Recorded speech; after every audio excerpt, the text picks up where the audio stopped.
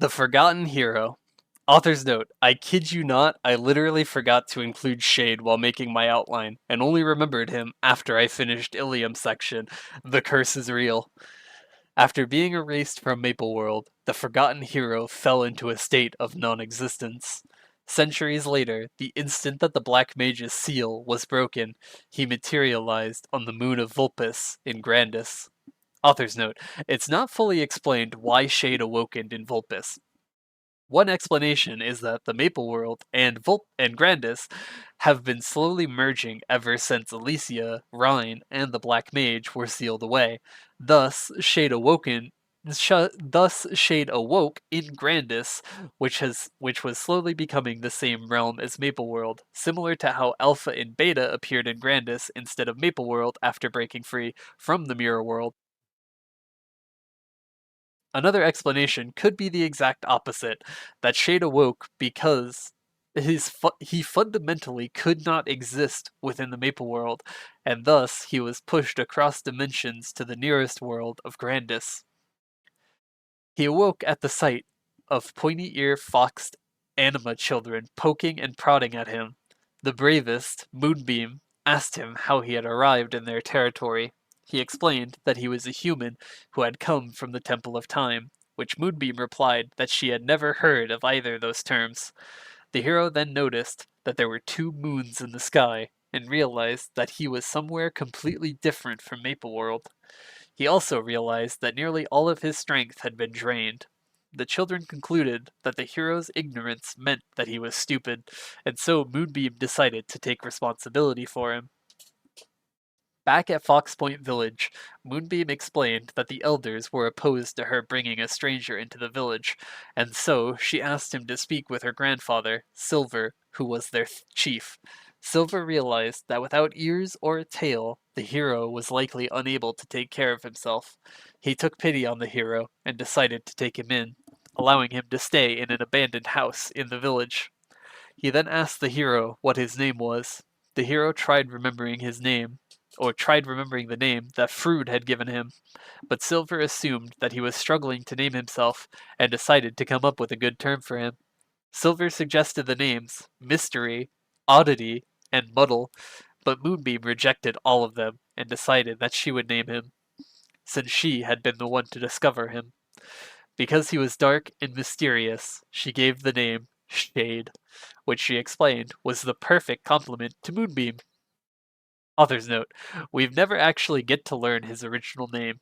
It's interesting that Frood is the one who gave Shade his former name, which makes me wonder whether it was a nickname or if no one ever gave him a real name, similar to how Mihail had no name in his original storyline before Cygnus gave him one.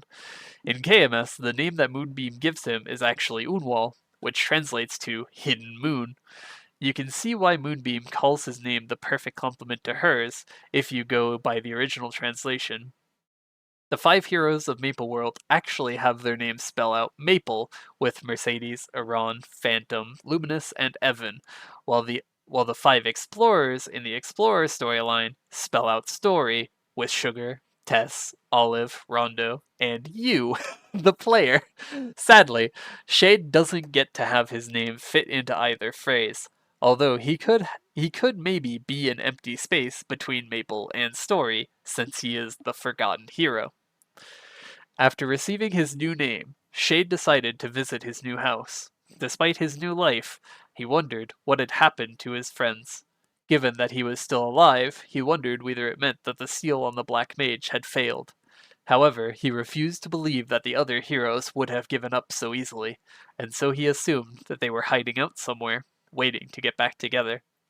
He decided that he needed to focus on getting his strength back first so that he could join them. After inspecting his new house, he returned to Silver, who told him that it was time to meet the neighbors. He explained that it was their tradition to give rice cakes to new neighbors, and then gave Shade some old rice cakes to distribute to other anima. The anima in the village were pleased to receive the rice cakes, but gave several backhanded compliments about Shade's lack of ears and tail. They also gave Shade new clothes in order to make him look more presentable. After greeting his neighbors, Shade returned to Silver, who explained that the last step was for him to pray to the fox god. Others note, watching the anima infantilize Shade for his lack of fox features is hilarious. It's also the only bit of humor that we get in this story until we start becoming emotional wrecks. The anima use male pronouns for the fox god, but we learn during the Fox Valley theme dungeon that the fox god is actually a girl named Sinnoh. I've mentioned this in earlier sections, but the fox god isn't an ancient god. More likely, she's just a powerful spirit who watches over the pointy ear fox anima. I also had the idea that Sinnoh could be a type of demigod born from an ancient god and immortal. Shade was escorted to the fox tree by Moonbeam, who prayed for the fox god to watch over Shade since he was so vulnerable. At Moonbeam's insistence, Shade also prayed to the fox god. Suddenly, a light engulfed Shade and filled him with strength. Moonbeam explained that it was the fox god's blessing, which would allow him to use the power of the spirits. Moonbeam then taught him the basics of how to use his new powers, and explained that it would be useful for him hunting and taking care of himself. Author's note, it's interesting how the fox god, a deity of Grandis, seems to favor Shade, who hails from Mapleworld. I hope that it's something they explore in the future. There's actually a theory that Shade is a fox anima, just like Moonbeam, and that he has lost his memories from before being sent to the Mapleworld at a young age. We know from Ho Young's storyline that many anima know how to conceal their animal features in order to avoid attracting unwanted attention. The theory is that Shade's anima features were hidden before he lost his memories, which is why he grows up thinking that he's a human, and why the fox god blesses him, as she would recognize him as an anima. Personally, I think it's a bit far-fetched, although it's interesting to consider. After returning back to the village, Moonbeam decided to teach him how to hunt. She joked that failure meant starvation, but promised that she would still feed him, even if he failed. First, Shade hunted for dried caterpillars and spotted wings. Because he was opposed to eating such foods, Moonbeam had him hunt for sparrow eggs. After he returned, Moonbeam told him that the adults had prepared a gift for him, as the village had a tradition of giving gifts to baby foxes after their first successful hunt. Shade went back to his house and found their gifts of raw liver. He tried to eat it, telling himself that that people ate raw fish, but found that he couldn't stomach it. Nevertheless, he decided to thank the anima by lying that he ate it. However, he noted that the villagers seemed cold when he thanked them. Silver explained that Shade was meant to give a gift in return to the village, since he believed that Shade had already eaten the liver, and since Shade was too weak to get large gifts, Silver suggested for him to bring mouse tails. Shade brought the tails to Silver, who promised Shade that he would distribute them to the villagers on his behalf, so that he could clear up why Shade hadn't initially gotten them any gifts.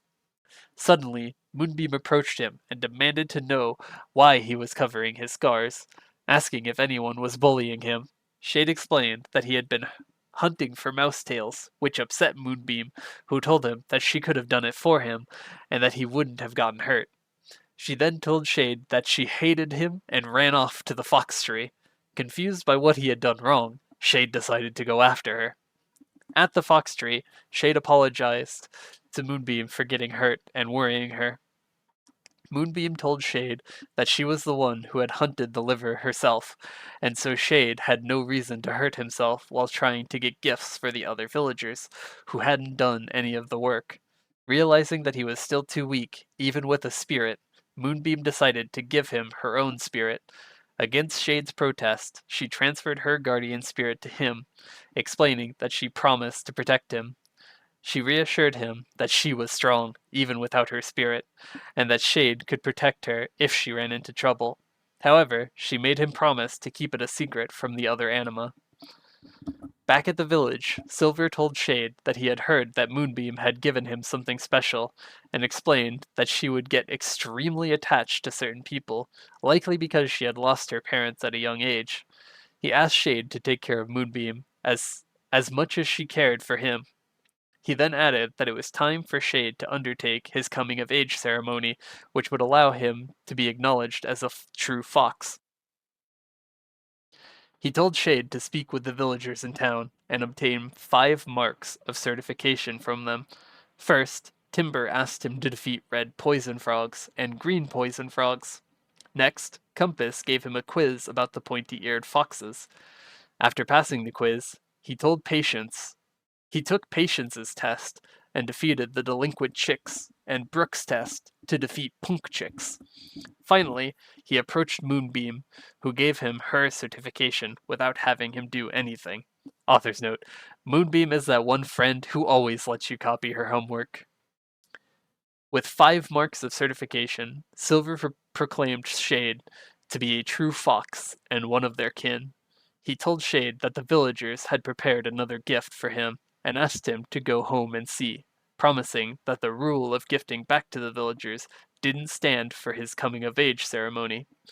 Back at his home, Shade found that the anima had prepared fox ears and a tail for him. Shade hated the gift as well, as he didn't want to lose his identity while in an unfamiliar world. Months later, a girl named Sniffs came to Shade's house and explained that something bad had happened. She told him that it was raining, but when Shade didn't understand the significance of her words, she told him to speak with Silver. At the village square, Silver explained that rain meant that the fox god was crying somewhere. Oh, that a fox was crying somewhere. He added that it took more than a few tears to bring such a downpour, and added that he was especially worried because Moonbeam was missing. As no one in the village was crying, he suspected that the rain was indeed because of Moonbeam. However, he explained that she had never cried once since losing her parents, and so he suspected that something very bad had happened to her. Shade decided to go after her and went to the fox tree, where she had last been seen. There he found Moonbeam's pet, Souffle, all alone and realized that without her spirit, Moonbeam was in danger. He went into the forest to find her, where he found his way through tigers and discovered Moonbeam being held captive by the tiger chief, who wanted to marry her. After he defeated the tiger chief and took Moonbeam back to the village, Silver thanked him profusely. He explained that even though he had acknowledged Shade as a fox, he had still thought of him as an outsider. However, Shade's heroic actions had made Silver consider him a member of his own family. Because of his bravery, he and the other villagers had prepared yet another gift for him. Shade reluctantly returned home, but he was pleasantly surprised to find a handcrafted medal. He then experienced a surge of emotion and wondered whether it was what it was like to have a family.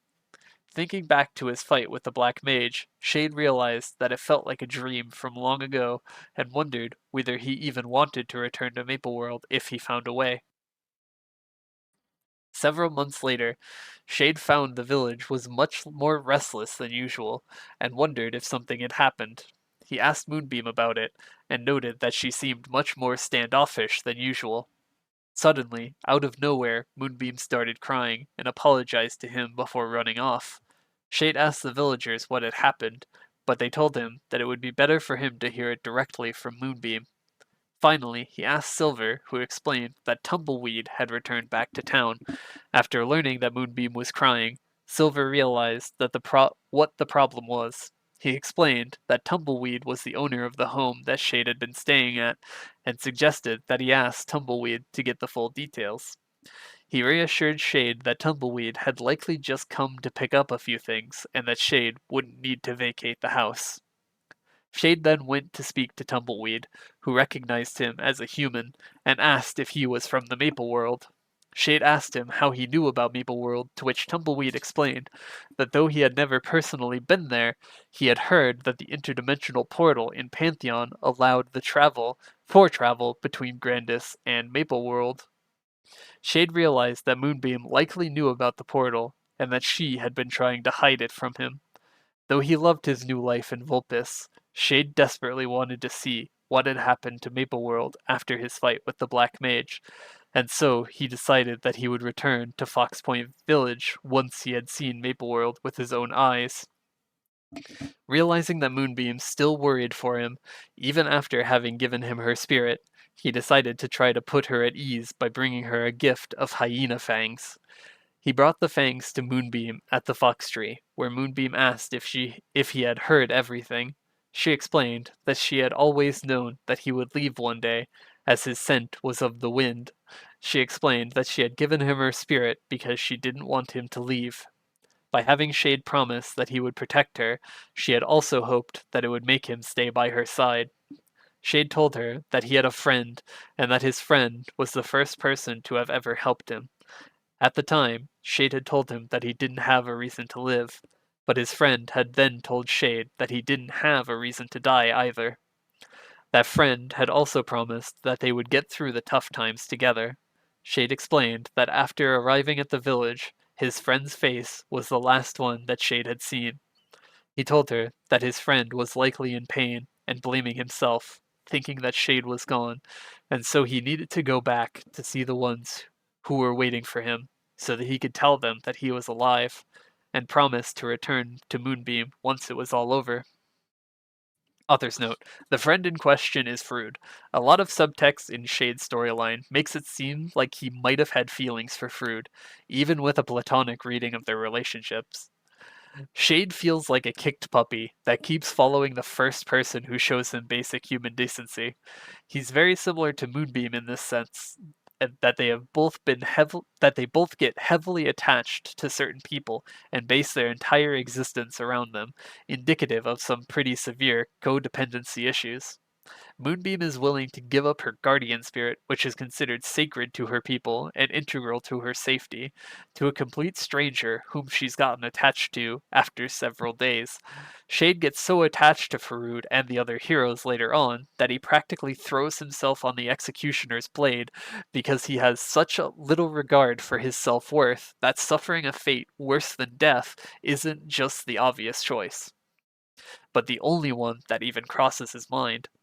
It's a tragic contradiction that he fixates on a singular thing to keep living for, while also being psychologically unable to care about himself. Moonbeam asks Shade if she was a friend who was just important to him as his friends from Mapleworld were.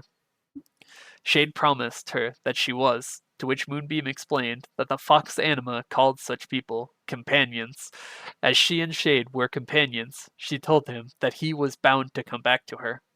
She also told him that she would miss him greatly while he was away, and made him promise to come back soon. With that, they carved a mark of companionship on the fox tree. As they made their promise under the fox tree, she explained that Shade was sworn to keep his promise in the name of the fox god. With that, Moonbeam told him that she was hungry and raced back to the village. However, Shade noted that the rain still showed no signs of stopping. Author's note: it cost Nexon $0 to not write this story and plunge me into the depths of sadness. Back in the square, the entire village came to send Shade off, except for Moonbeam. Silver told him that Moonbeam wouldn't come out of her room since she didn't want to watch him leave. Given the heavy rainfall, he suspected that she wouldn't stop crying anytime soon either. Tumbleweed then gave him a scroll that would take him to Pantheon, instructing him to tell Cartalion that he had come on Tumbleweed's behalf, which would be enough for Cartalion to take care of him. Arriving at Pantheon, Shade noted that it was much different from Vulpes. The Nova, as descendants of dragons, also reminded him of Afrian. After finding Cartalion, he explained that he had come on behalf of Tumbleweed. Cartalion immediately grew belligerent and explained that Tumbleweed had conned him into drinking to the point of blackout, after which Cartalion had woken up alone with a huge tab that Cartalion had incurred in Cartalion's name. Nevertheless, he apologized for being rude and asked how he could help. After learning that Shade wanted to travel to Mapleworld, Cartalion directed him to the Great Temple, where Shade entered the interdimensional portal and emerged in Hennesis. Though he realized that everyone in town was human, he still felt that something was different. At the center of the town, he found Chief Stan and asked him Mapleworld. I think there's a missing word here. Asked him about Mapleworld. Stan immediately grew annoyed, as he thought that Shade was playing a joke on him. When he realized that Shade was being serious, he gave an in-depth explanation about Mapleworld and asked him to bring his Maple map. After a long search for the map, Shade obtained it from Bruce in the Golem Temple and brought it to Stan. After seeing the new geography of Mapleworld, Shade recognized Assyria. Stan explained that Athena Pierce had come from Assyria as well, and told him to speak with her at the Bowman Instructional School. Shade recalled Athena as the little girl who had followed him and the other heroes around. He remembered that she had been heading to Victoria Island by airship and had likely settled down. He also wondered whether she would know anything about Mercedes. Arriving at the Bowman Instructional School, he was surprised to see that Athena was an adult. Athena was surprised by his words, and took it to mean that Shade was surprised that she hadn't been cursed by the elves. She explained that she had been lucky to avoid the curse, adding that the centuries which had passed since then was enough time for an elf to mature. Shade was utterly confused by her words, as he recalled that the day he had faced the Black Mage was the same day that young Athena had gotten on the airship to Victoria Islands. Athena realized that Shade had been cursed by the Black Mage, and explained that it had been centuries since he had been sealed away. She then explained the story and how the heroes had successfully sealed the Black Mage away, and how they had been cursed to be frozen in ice soon after. Shade was shocked to learn that centuries had passed, as it had only been 1 year since he had awoken in Vulpes. Author's note: this is weird because 1 year in Grandis is equal to 10 in Mapleworld. This would mean that a whole decade would have passed in Mapleworld since he woke up, which can't be possible. I've mentioned this before, but it seems like Nexon has forgotten about this plot point after initially revealing it in Kaiser and Angelic Buster's storyline. The other way that this could be possible is that since Mapleworld and Grandis had started fusing, the rate at which time passes in both worlds has begun to synchronize, which I think is actually a good way to write this off, since it'll remove any confusion about why the Alliance members who go to Grandis don't age slower than they would on Mapleworld. Shade then asked what had happened to the other heroes, to which Athena explained that all the curses had been lifted on the 5 heroes. As they had gotten weaker from their curse, they were roaming Mapleworld in order to rebuild their skills. Shade was thankful to know that his comrades were alive, as he told himself that he would have lost his mind if he were the only one alive. He asked Athena if Frood was still studying dragons in Leafry, as he wanted to meet his best friend immediately. Athena tried to find a way to tell Shade about Frood, but as she couldn't bring herself to tell him the truth, she instead told him that it was too dangerous for him to go to Leafry at his current strength, and advised him to train in Victoria Island for the time being, promising to let him know if she heard anything from the other heroes. Sometime later, Athena reached out to Shade and told him that she had kept the truth about Frood from him. She explained that she originally hadn't wanted to tell him the truth, after he had already been so overwhelmed with the knowledge of centuries having been passed. But as he had adjusted and gotten settled into his new life, Athena felt that it was the right time to tell him that Frood was dead. The news shocked Shade, who was under the assumption that the heroes had been frozen in ice. Athena told him that Afrin had taken the curse in Frood's place, meaning that he hadn't been frozen. As hundreds of years had passed since then, she explained that it was unlikely that Farood had survived for so long. Author's note: I refuse to believe that Frood, the mage who casually remade the seal stones and created a new universal law to prevent time travel before the Black Mage was sealed, was incapable of extending his own lifespan, when people like Grendel and Elcaster could easily do it. Frood's power levels are so huge that there's a theory that Frood is actually Chronica, Grandis's Transcendent of Time. It's a pretty interesting read, which you'll link here, and an addendum to the original post here. While we're on the topic, there's also another theory that the god of the verdant flora, the one who created mechanical wings for the verdant flora, as well as the Elder Crystal, is Chronica. The main two things that we know about Chronica are that Darmor stole their power and sealed them in Chronica's sanctuary.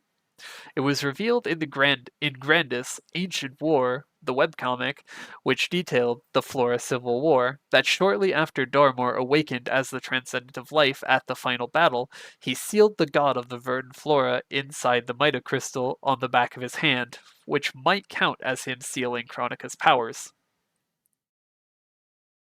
In Ilium's job advancement, he enters the sanctuary of the ancient god and speaks with the consciousness of the god of the verdant flora, who says that both he and the sanctuary exist beyond time.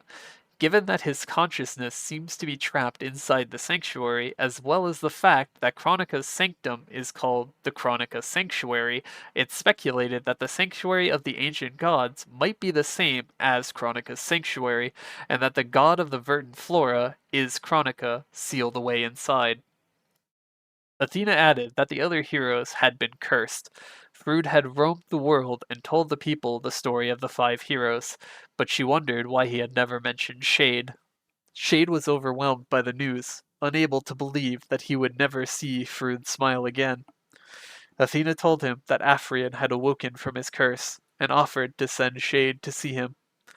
Shade was teleported to Turtle Island, where he encountered Evan and Myrrh.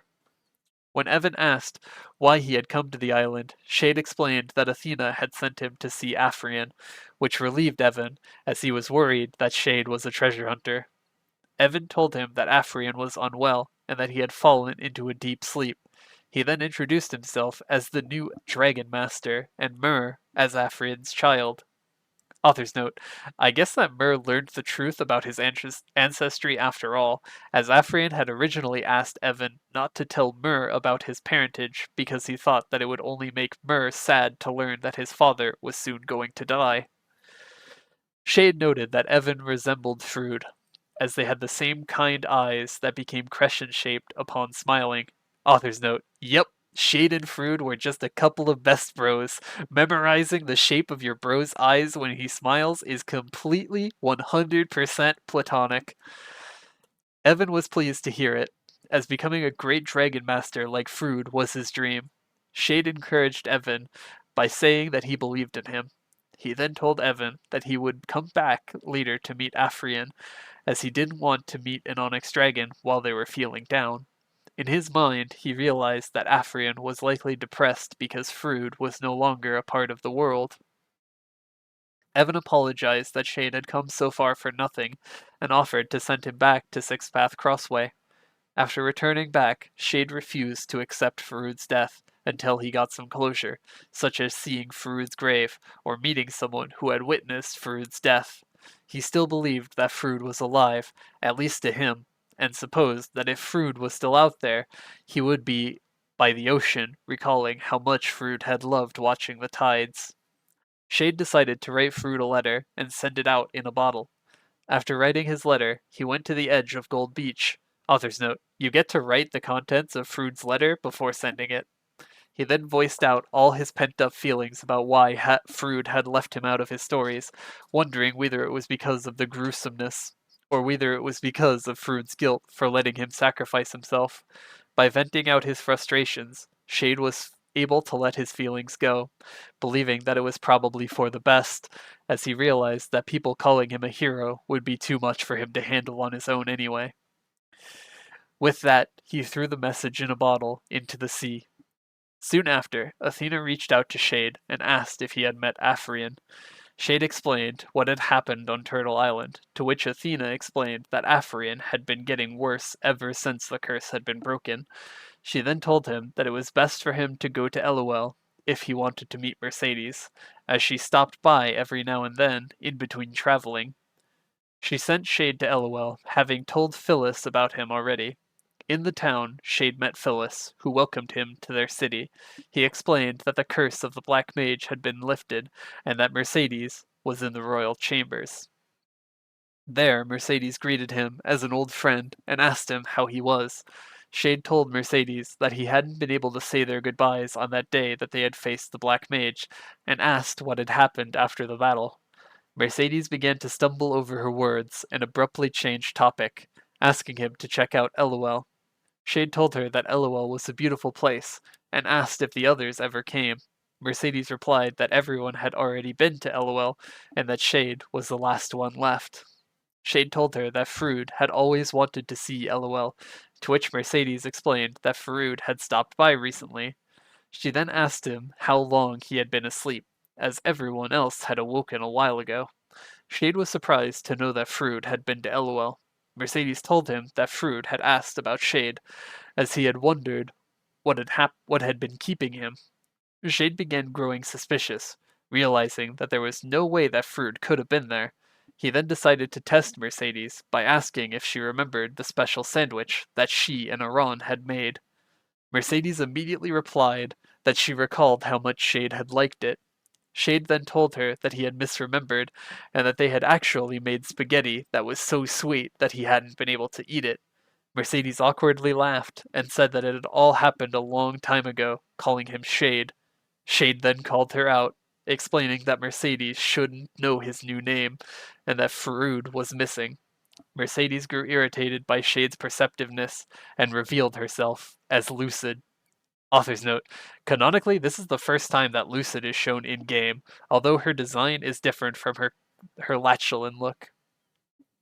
Lucid told Shade that it would have been better if he had stayed in her dream and moved on.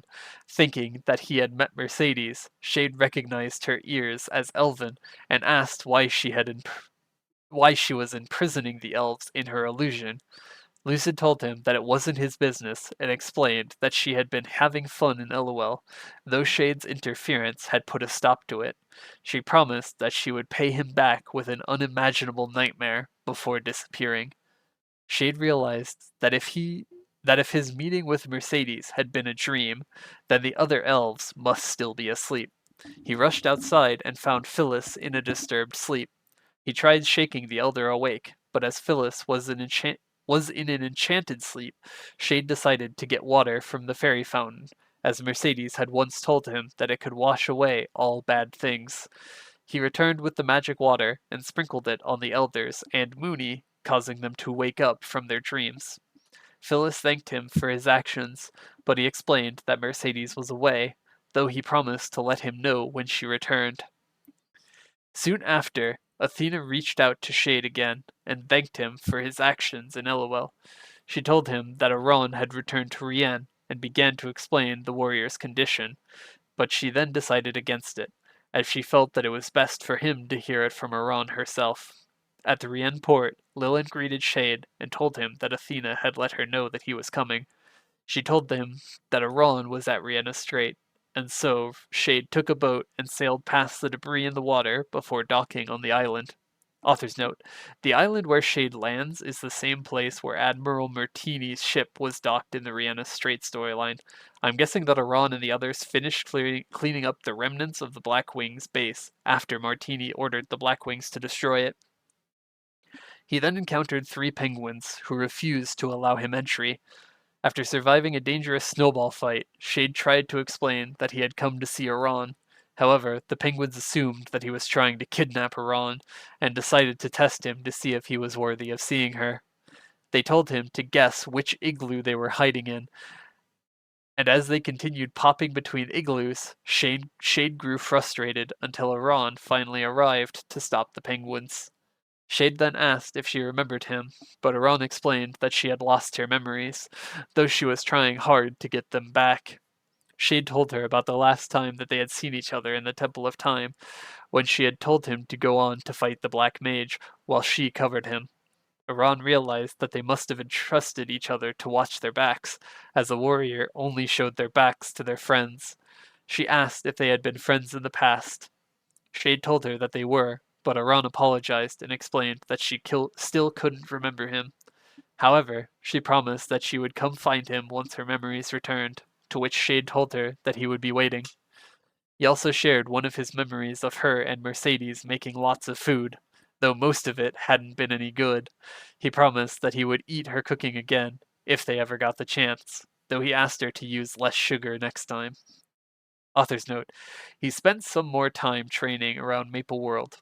Athena Pierce reached out to him and explained that she couldn't locate Phantom. She told him that for obvious reasons, Phantom was difficult to track down, and she wondered how he could be so well hidden, yet so flashy at the same time. Shade realized that it would be easier to wait at a place where Phantom was likely to visit, and so decided to go to Phantom's secret vault in Orbis. There he discovered that the lock had been broken. He realized that Phantom couldn't have been the one responsible, since it was his own vault, and so he suspected that it had been a burglar. though he noted that there were no signs of robbery. Author's note: ironically, it was Phantom who broke his own lock for the second job advancement, since he lost the key. He then decided to go to another one of Phantom's vault, in Orient. Inside, he found a large lock on the door and wondered how he would get past it, remembering that Phantom would always tell him to ask for help if he needed money. He decided that Phantom wouldn't care much about a lock, however expensive it was. Author's note: can Phantom be my friend too? After breaking in, he found Phantom's stash of gold on a shelf. He also found a box that he remembered had contained something valuable. Author's notes: it's his notes on his third job skills. However, he found that the box was empty, making him realize Phantom had already passed through. He then traveled to Phantom's final vault in Leafrey, where he found a voice-activated Gardiso. Shade was hesitant about destroying the Gardiso, as it was much more expensive than a lock, but to his surprise, the Gardiso recognized his voice and let him in. Author's note: Phantom actually destroys the original Gardiso in the fourth job advancement, meaning that this one is a replacement. Ironically, the first Gardiso didn't recognize Phantom's voice when he tried to enter the vault for his fourth job advancement. He entered the vault and realized that the reason why Phantom had placed such a strong defense in the Leafrey vault was because of the large portrait of Empress Aria that he had hung on the wall. Just then, Phantom arrived and recognized Shade as the intruder who had been breaking into his other vaults. After a small skirmish, Shade told Phantom that he was taking his job too far. Phantom was confused by what he meant, to which Shade told him that Aria's portrait would get ruined if they kept fighting. Phantom immediately put his guard up and asked how he knew about Aria. Annoyed, Shade told him that Aran had already played the memory loss card. Realizing that Shade knew Aran as well, Phantom asked if the Black Mage had sent him. Shade could tell from Phantom's eyes that he truly didn't recognize him, but he wondered how Phantom had only forgotten him and not Aria or Aran, if he was also suffering from memory loss. Confused and hurt, he decided to retreat in order to figure out where everything had gone wrong. He wondered whether Phantom was playing a cruel joke on him, but he decided that he would visit Luminous first before confirming his suspicions, and so he asked Athena Pierce to locate Luminous for him. Sometime later, Athena reached out to him and explained that Grendel the Really Old had seen Luminous not too long ago. Shade went to Alinea and met Grendel, who mistook Shade for a new explorer. After finding out that he wanted to see Luminous, Grendel hoped that it wasn't for some world-threatening doom again. Grendel told Shade that he didn't know where Luminous lived, but he explained that there was a girl who lived with Luminous and that she would regularly visit the magic library. Just then, Lania arrived and greeted Grendel as Grandpa Grendel, explaining that she had come to borrow a history book since Luminous wanted to learn more about Maple World's history. Shade then introduced himself as an old friend of Luminous's. This excited Lania, who asked him all about Luminous on their way back to their home. As they arrived at Lania's home, she was intrigued to know that Luminous and Phantom hadn't gotten along from the beginning. She asked if they had been enemies in a previous life, but Shade told her that he felt as though Luminous and Phantom were fairly close, fighting as brothers would. Just then, a horde of Lupins arrived, and Lania lamented that she hadn't brought the Centrobo with her. Shade told her that he would take care of it, and defeated all the Lupins. As they moved closer into the forest, more Lupins appeared. Just then, Luminous arrived and defeated all of them. Lania introduced him to Shade, asking if he recognized his old friend. Luminous was confused, claiming that he had never met Shade before, but Lania told him that Shade had told her stories about the heroes from centuries ago. Just like Phantom, Luminous immediately put up his guard and demanded to know what Shade was after. Devastated that Luminous didn't recognize him either, Shade apologized to Luminous for having burdened him the most, as Luminous was the only one who could have activated the seal. He added that he didn't want to go through the same experience again, as twice was more than enough. He told Luminous that he was glad to find him happy, even happier than the last time they had seen each other, and told Lania to take care of Luminous before leaving. Lania called after Shade, but Luminous tried to stop her and explained that Shade was a stranger. However, Lania approached him and explained that such sad, longing eyes couldn't be directed towards the stranger. Back in Alinea, Shade recognized that the anger in Luminous's eyes were the same as in Phantom's, meaning that they both had truly forgotten him. He wondered whether the sacrifice he had offered for the seal of time hadn't been his life, but rather his very existence, which he realized would explain everything, as his existence being erased would be why Froude had only told the story of 5 heroes, and why Athena hadn't remembered him at all.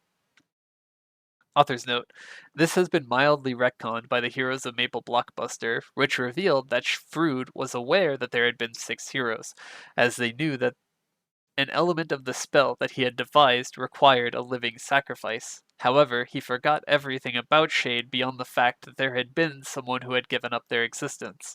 Since he couldn't remember anything about Shade, and since he likely never expected that Shade would have still existed after his sacrifice, it might explain why he had only told the story of 5 heroes rather than 6. Shade then realized that even if he had been erased from everyone's memories, there should still be some sort of hole in their memories, meaning that they should at least know that someone filled those gaps in their mind, even if they couldn't remember who. In order to confirm his theory, he went to the roof of the Lion King castle, where he found a time capsule that he and the other heroes had made. Though they had promised to open it together, Shade hoped that they would understand why he had opened it himself. Inside, he found Phantom's contribution, a scroll from Luminous, a whetstone that Aran had used to sharpen Maha, one of Afrion's scales, and the token of the ruler of the elves, though he wondered whether Mercedes had meant to put it in there, as he assumed that it was quite important. Author's note: for some reason, Shade uses male pronouns to refer to Aran here. At this point, I'm convinced that Aran is just gender fluid. We also don't get to find out what Phantom put in there, which is disappointing. He then found his own contribution, a photograph of all 6 of them. He remembered that the others had told him to put his most prized possession inside, and so he had put a photo of his only friends in the world. However, upon looking at the photo, he realized that he had been erased from it. He left the Lion King's castle distraught, finally accepting that he had been erased from the Maple world. Believing that the others would see him as a threat, he decided to return to Fulpus, where he knew that at least the villagers would still remember him. He returned to Fox Point Village, but to his surprise, Silver treated him like an outsider and told him to leave immediately. Shade was shocked, but he hoped that it was because Silver was experiencing memory problems because of his old age. However, when he met the other anima, they also treated him as a stranger and tried to chase him out of the village. Shade wondered whether Moonbeam still remembered him and asked Silver where she was. Silver assumed that Moonbeam had led him into the village and explained that ever since she had lost her connection to the spirits, she would sit by the fox tree and stare off into space, as though she were possessed by a ghost. Shade realized that it was still raining and wondered if her sitting by the fox tree, the last place where they had been together, meant that she still remembered him. There he met Moonbeam, who asked him who he was and why he didn't have fox ears or a tail. Dejected, Shade told her that he had come to see his friend. Moonbeam asked him if his friend lived in their village and realized that he probably meant Tumbleweed, who knew many people from Maple World. Shade then looked at the fox tree and found that even the mark of companionship that they had carved on the tree had disappeared. Moonbeam told Shade that he was strange and added that she doubted that he fit in anywhere. She wondered if he was just like her, as she had been rejected by the other anima because she had lost her spirit. She explained that she couldn't even remember how it had disappeared, and so she had assumed that the fox god had taken it away for her bad behavior, for which she had been praying to the fox god every day in order to ask for her spirit back. Shade asked if he could make a wish to the fox god as well. Moonbeam told him that the fox god might not grant his wish since he wasn't a fox, but added that it couldn't hurt to try. Shade wished for the power and courage to put everything back in its place. Suddenly, power emanated from the fox god statue and filled Shade. Moonbeam got excited and told him that the fox god would grant his wish, though she wondered about her own. Shade then told her that though she couldn't remember, she had lent him something important, though he wished that he could give it back. It wouldn't it wouldn't leave him, and so he supposed that he would have to first finish what he had started.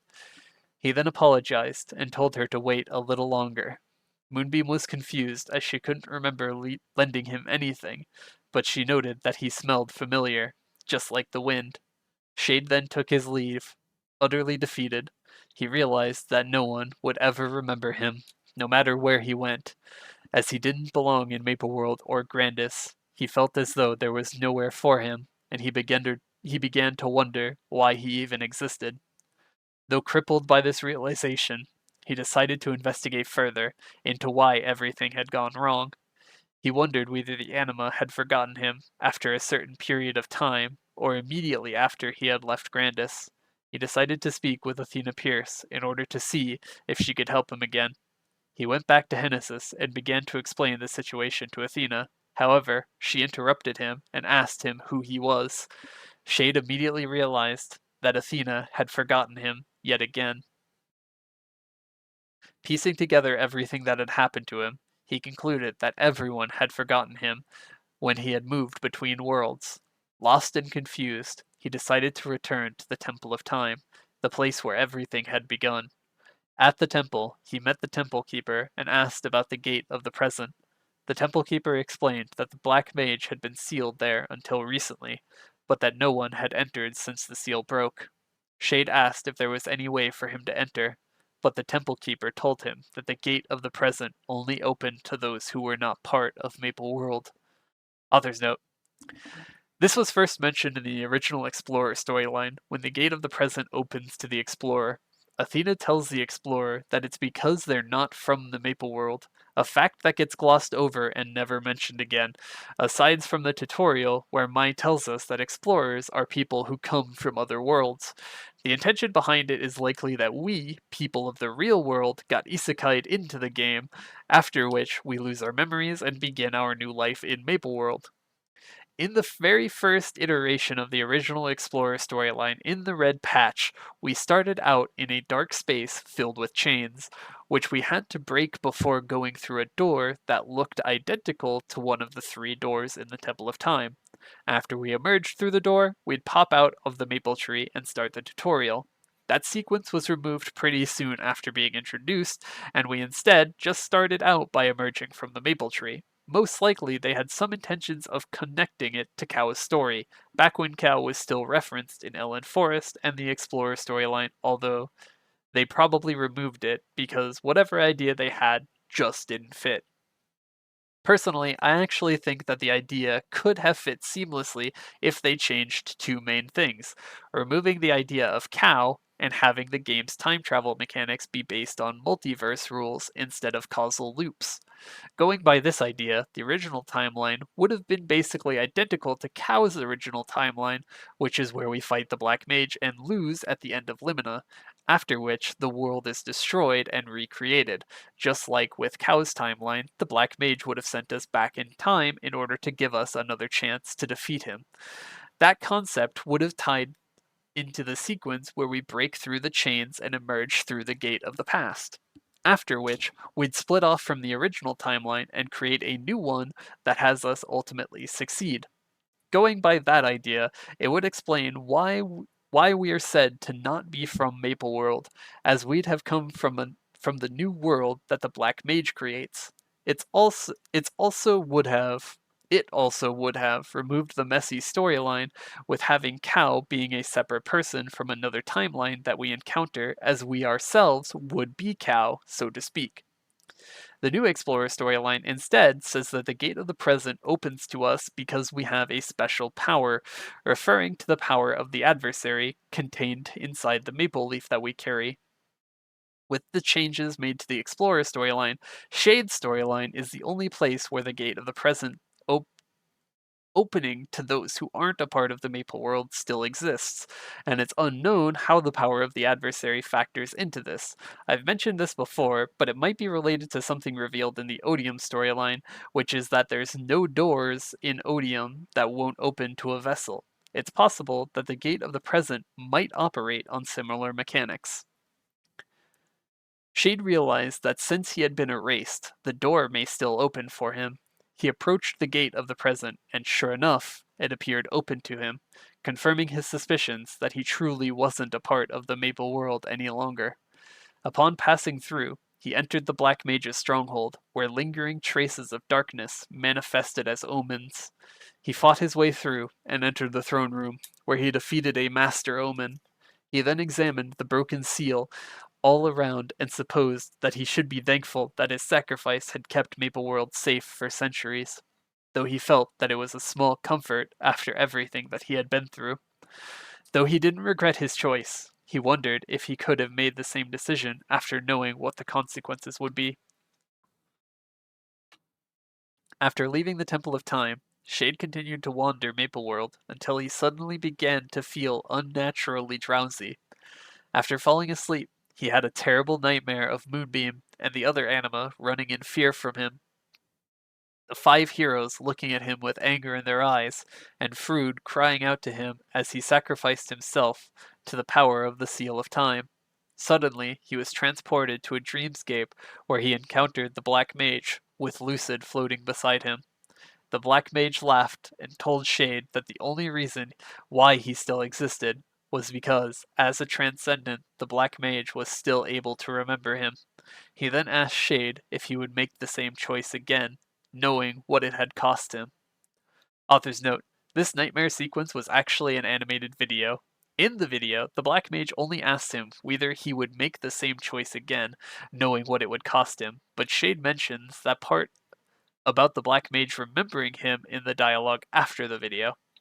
An interesting parallel between Lucid and Shade is that the Black Mage is the only one who remembers them both, as Lucid had erased her existence from the memory of the elves, meaning that no one ought to remember her centuries later, aside from the Black Mage. Shade and Lucid are actually fairly decent foils to each other. Like Shade, Lucid also fixates on people and devotes her entire self to them, first with Mercedes and then with the Black Mage. The major difference between them, though, is that while Shade's devotion is more selfless, Lucid's is more possessive. Even while Shade was fixated on helping the heroes, he had genuine care for the people of the Maple World and wasn't just helping them because that was what Frood or the others wanted. In contrast, Lucid created a music box as a gift for Mercedes, but she wanted it to be an exclusive thing between them, and she was frustrated when Mercedes decided to share it with the people of Elluel. Similarly, whereas Shade throws his life away for the sake of his friends, Lucid throws hers away in response to being rebuffed. When she learns that Mercedes chose Athena to accompany her into battle, Lucid erases herself from the minds of the elves and withdraws from the world, choosing to go to sleep forever, erasing all traces of herself from the world and regressing into an eternal sleep almost sounds like a coded form of suicide, especially in the minds of a little girl who can't fathom the concept, and almost exists in contrast to Shade's perseverance to go on, though it's important to note that their difference is maturity. Oh, that their difference in maturity is also an important factor in their behavior. Fortunately, she does grow past some of these tendencies by the events of Lachlan, which actually show that she's going against the will of the Black Mage, the person whom she devoted herself to, and she seems to have an active interest in preserving Maple World after learning that the Black Mage's new world would be devoid of anything. Shade then awoke with a start, and wondered if it had really been just a dream, as the Black Mage had felt so real. He also noted that Lucid had been in the dream as well, and wondered if she had created the nightmare as payback for his interference in Elwell. Thinking back that the Black Mage to what the Black Mage had said, Shade wondered if it meant that he was only alive because of the Black Mage, and realized that if the Black Mage were to die, Shade would die with him. He then laughed grimly and wished that it worked in reverse. Author's note: someone please get this man some help. He realized that he had always been prepared to sacrifice himself, ever since the day of the final battle, and that could give his life if he could give his life to rid the world of the Black Mage, he would gladly do so again. He then resolved that he would live to see the future through, making it his singular goal to defeat the Black Mage. Soon after, he decided to seek out Empress Cygnus, as he hoped that she would know more about the Black Mage. He went to visit her in Erev, and told her that she resembled Arya, adding that it must have given Phantom a start. Cygnus was intrigued that he knew about Arya and Phantom. Shade explained that they were old acquaintances, and that he had no love for the Black Mage, just like the other heroes. He then told her that he had come to see if she could share any information about the Black Mage with him. Cygnus told him that she would help him however she could. In exchange, Shade lent his support to the Alliance. Shade was surprised and told Cygnus that she was very trusting, as it was a big leap for sharing information to cooperation. Cygnus told him that even though she was young, she could tell honesty when she saw it. Shade was impressed and agreed to join the Alliance, thus gaining access to their intelligence network. Shade then continued his training in Mapleworld for some time. Eventually, he learned about Grand Athenium, which was said to hold the world's records, and so he traveled there in hope that it had held clues on the Black Mage. Thus he met Thales, the librarian, who asked him to give him keywords about the topic he was interested in, so that Thales could recommend books for him. Shade told him to look up the Black Mage, and Thales explained that he had found 3,849 results with such titles, such as The Sealing of the Black Mage, Commanders of the Black Mage, and Appearance of the Black Mage. Shade asked him to narrow it down to the Black Mage's resurrection. Thales found only one book on this topic, but told him that it wasn't available to the public, and so he asked if Shade had another search in mind. Shade then asked him to search for the Seal of Time. Thales found a book about the Seals of Time and briefly perused it himself in order to learn that the Seal of Time was what sealed the Black Mage. He then found a book called The Black Mage and the Five Heroes, explaining that it likely held everything that Shade was looking for. He then asked if there was anything else Shade wanted to search. Shade then whispered his old name to Thales, who began to look for any records of him. Suddenly, Shade told Thales to stop looking for him, as he then decided that even if there was a record of him in the library, he wouldn't dwell on the past any longer. Author's note: this last part is Shade's level 200 quest. I had originally placed it in this section with all the other in the section with all of the other classes level 200 quests, but I realized that section is set after Heroes of Maple. Since this quest has Mercedes unable to recognize him, it wouldn't make sense to place it afterwards, and so I have moved it here. This isn't to say that Shade got to level 200 before everyone else, but more just that these events need to be placed here in order to make sense. After hearing that Mercedes had returned to LOL, he decided to see her, even though he knew that she wouldn't recognize him.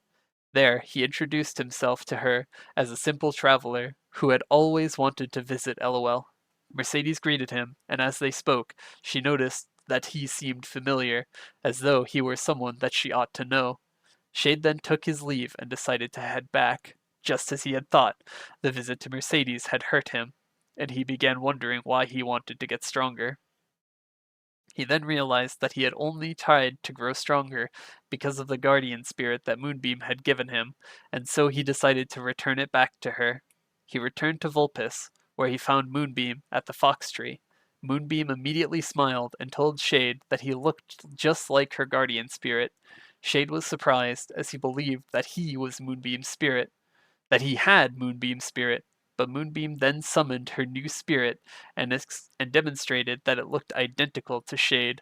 She explained that after praying to the fox god for so long, she had finally received a new guardian spirit after losing her old one. Just then, Silver arrived and confronted Shade, who believed that he was an outsider. However, Moonbeam told him not to be mean to someone who looked like her guardian spirit. Silver was surprised and told Shade that there was a legend that the guardian spirit of a pointy-eared fox anima took the shape of those whom they most longed for, and that such spirits were said to be more powerful than any other. Moonbeam expressed her doubt, asking how she could long for someone whom she had never met. Silver asked Shade whether he had met Moonbeam before, to which Shade explained that he had borrowed her guardian spirit and that he had come to return it. However, Moonbeam had no recollection of it and told him that she didn't need another guardian spirit. Seeing that Moonbeam was happy, Shade told her that he hoped that one day she would remember that he meant as much to her as she did to him. After heading back to Maple World, he was pleasantly surprised to find his guardian spirit had changed to take the form of Moonbeam. Author's note: finishing Shade's level 200 quest actually enhances your hyper skill to summon your guardian spirit, on top of getting extra buffs. The elemental spirits are replaced by Moonbeam, the person whom Shade misses the most.